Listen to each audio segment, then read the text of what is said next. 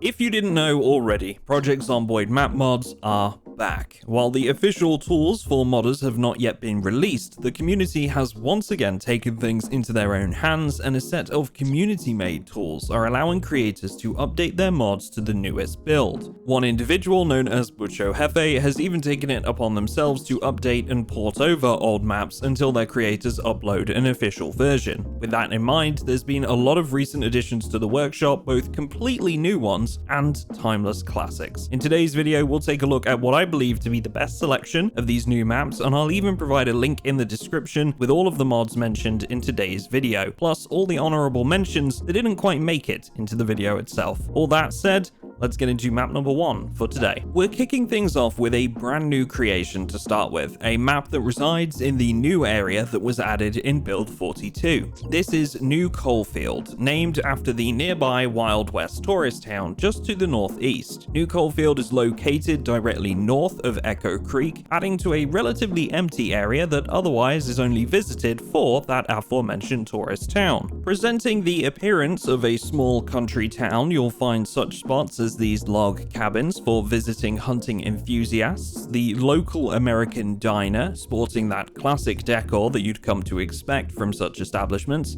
some small-scale storefronts representing local businesses, and while there is a local sheriff's department, it certainly doesn't match up with the size of the other ones you'll find around Kentucky. It's not exactly a great place to raid if you're looking to stock up your armory. One thing this map does have, though, is a couple of amazing safe house locations, located on the outskirts of the town, with plenty of room to expand, garage space for your vehicles, and some enclosed spaces to keep livestock or grow crops. The creator does note that this map is a work in progress, and some issues will exist until the official map tools are released, but from the time spent looking around this one, I can't say I really noticed anything that would make it unplayable. Next in today's video is Constown, a map that has been updated by its original creator for build 42. Constown is located just west of Rosewood if you follow the main highway. It's a bit larger than New Coalfield, our last map in this video, with more of a suburban atmosphere as opposed to a country town. The local police department is substantially bigger, sporting a perimeter fence that serves to make a good potential safe house opportunity. Constown also features a massive school building, which is perhaps the biggest loot location in the area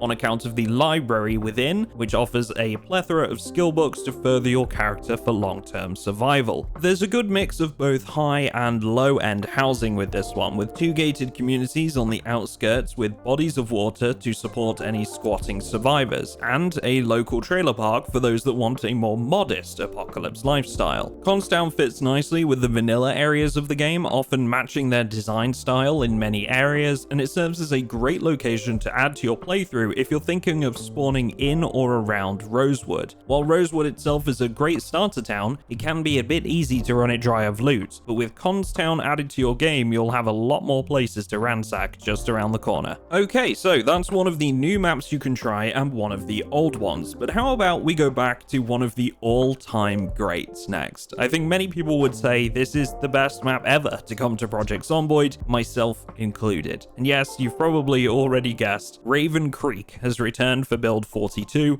with over 40,000 subscribers since it was uploaded in the later half of May. Now, due to the new map areas added in build 42, it had to be relocated slightly, so it's now to the southwest of Dark Wallow Lake, southeast of Irvington. If you're unfamiliar, Raven Creek is a sprawling cityscape that has been subject to a quarantine following the outbreak, but it's not just a city. One of the reasons this map has always been popular is because it gives you a little bit of everything, whether that's the heart of the city itself, the suburban outskirts that offer a slightly less zombie-infested experience, or the rural homesteads that can act as the perfect safe house. It is truly a one-size-fits-all creation that can plug into any playthrough with ease. Points of interest can be found around every street corner, one of my personal favorites being the overrun survivor stronghold in the center of the city, second only to the military checkpoint that's stationed inside a tunnel built on the only road out of the city. Raven Creek stands as one of the all-time favorites on the Steam Workshop, and not only is it easy to see why, but it also holds up just fine on build 42.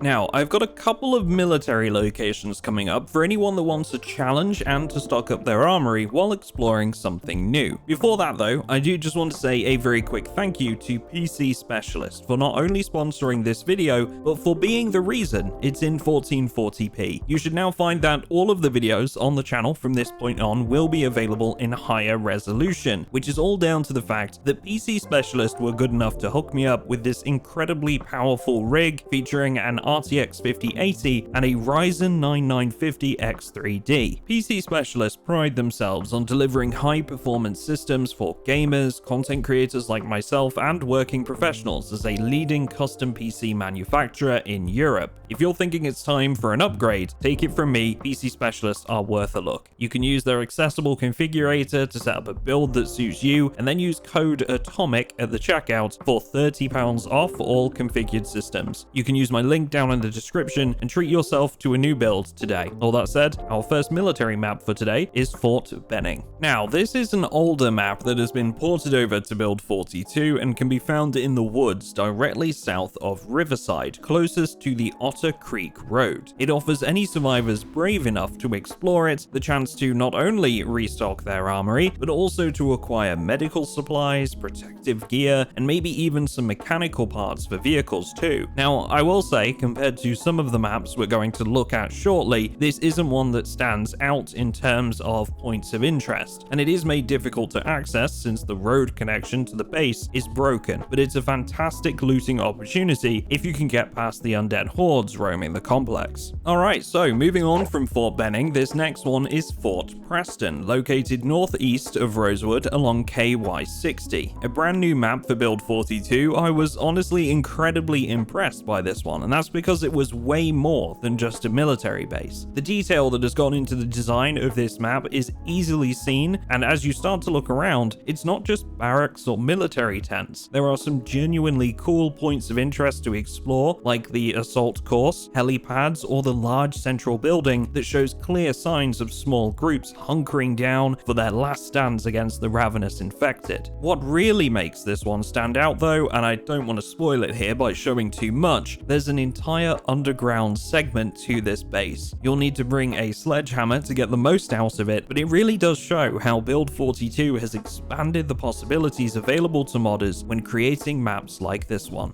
Okay, so that brings us to the last of the 3 military map mods for this video, and it's another that's new for this update. This is Sector 7 Breach, a map that blends both residential and military together in something I'm not sure I've seen from any other mods in the past. It can be found just to the west of West Point, along the Ohio River. Essentially, the military area is constructed around a research facility, which I'd imagine means the modder is trying to convey that this research site had something to do with the initial infection in their narrative. This is another map that attempts to show clear signs of struggle with its map details, so you'll need to bring the appropriate gear to get you past some barricades if you want to loot the military base. The creator of this one has used the new underground areas in some really clever ways too, like this sub-level parking area. The town itself, despite covering a relatively small ground space, is built up and busy with the infected as a result. There's a prominent police presence in the town, with the local department being one of great size and plenty of storefronts for a variety of loot runs. On the outskirts of the town, there's a very well secured potential safe house location with tall exterior fences, lots of room for expansion, a large garage for multiple vehicles, space on the rooftops for planting crops, and even a basement area. Once again, this map is more than just a military base, it's a unique twist to an otherwise overdone concept with a bit of something else on the side. Coming up next is one of my personal favorites from Build 41, a map that's small in size but large in character. This one's cozy little town is Ashenwood, located not far to the southeast of Muldraw. This map's selling point is atmosphere above all else. The clever use of ground clutter to add extra detail, the clear signs that the apocalypse has ravaged this once peaceful town, and the overgrown plant life all go towards making this map feel like a place that has actually been through the apocalypse. This is one that may even fit nicely into playthroughs where you're already 6 months into the outbreak, for example. Notable looting spots include the rural farm supply store, the grocery mart, and the tool store, all of which can be found in the center of the town itself. On the other hand, if it's a safe house you're looking for, I'd recommend checking out the mansion house on the northern border of the town. Not only does it have a swimming pool that you can actually fish in, by the way, it also has a garage, an indoor fireplace, and a poolside bar, which I'm sure will be a nice way to spend your final days in Kentucky. Now, speaking of safe houses, this next map is the perfect safe house for larger groups, and while we don't have multiplayer just yet on the new build, it could also support those that have big ideas for building projects, or you can just keep it on your radar until multiplayer comes along. This is Fort Boonesborough, located on the eastern outskirts of Louisville.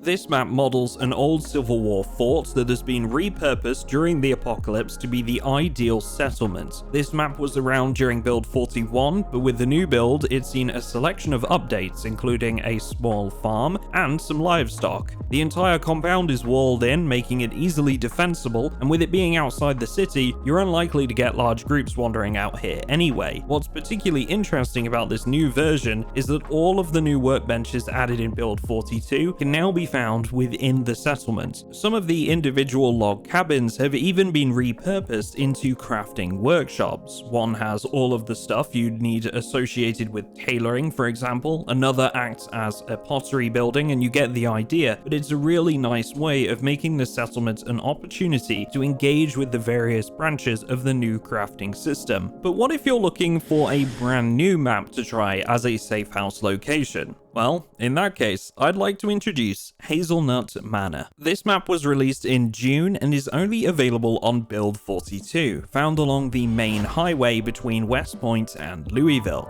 Now, the biggest thing to be aware of when using this map is that it is basically an immediately ready to go safe house with everything you could possibly want or need.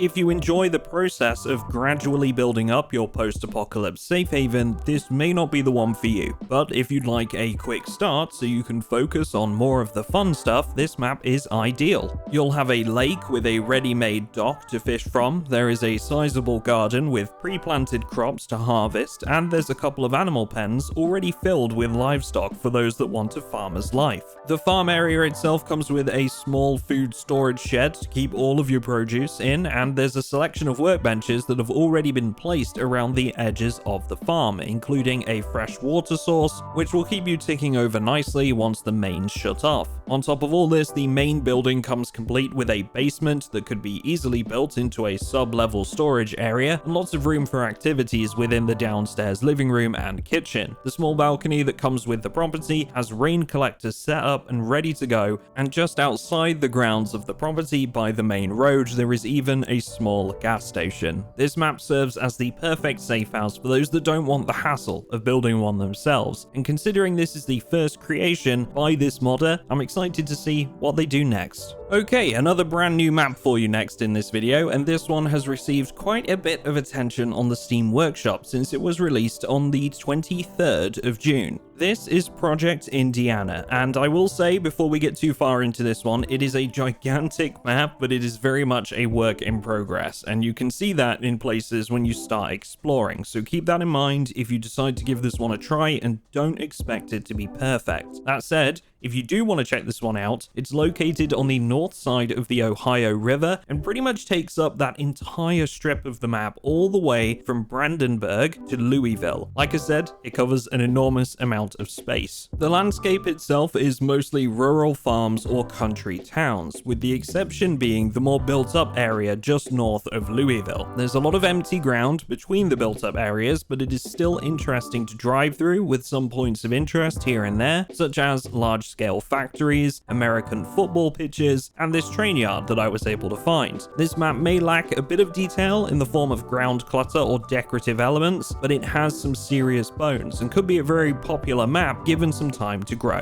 Fingers crossed we see this one flourish in the coming months, and it is certainly one to keep on your radar until then. Now, West Point has been in Project Zomboid for as long as I can remember, and while it's not exactly the easiest of spawn locations, it does contain a wide range range of different places to loot and some strong safe house spots, making it very popular among more confident players. One of the more popular maps from Build 41 that has been updated recently is the West Point expansion mod, which essentially snaps on an extra section on the east side of the town. This new area fits perfectly with the vanilla map design and adds a host of storefronts, a town hall, and a fire department, among many other places that could be used as a safe house. It's important for me to note with this one that because of where the modded area is placed, the American tire that's usually outside of West Point does get replaced by this mod, something that's worth knowing about if you're after some parts for your vehicle. Still, there's a reason this map was so popular with players on Build 41, and it's definitely stood the test of time. If you haven't tried this map before, now is the perfect time to do so.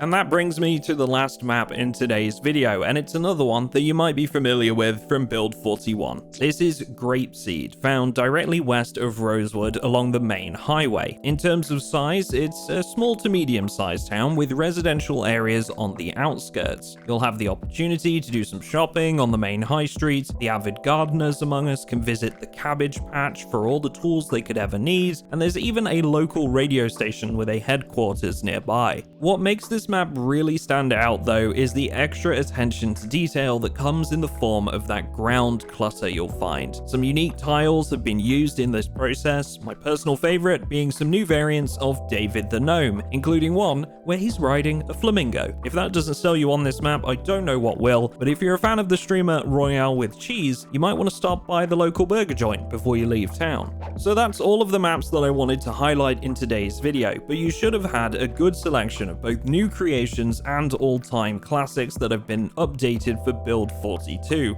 Once again, just a quick reminder that there is a link in the description to all of the mods covered in today's video, as well as a bunch of other maps that are compatible for Build 42, which I came across during my search and couldn't quite fit into this one. Consider them the honorable mentions for this video. If there's any maps that I didn't manage to get in this video that you think I need to go and take a look at, let me know. I'm sure I'll cover them in the future, but you will need to drop them down in the comments. Finally, I'd like to say a very special thank you to all of my Patreon subscribers for pulling the trigger and supporting the channel for £3 a month. It means the absolute world to me, and I hope that you're enjoying our whitelisted Project Zomboid server. If you want to join them, there is a link for that down in the description as well. Thanks folks, and I will see you all in the next one.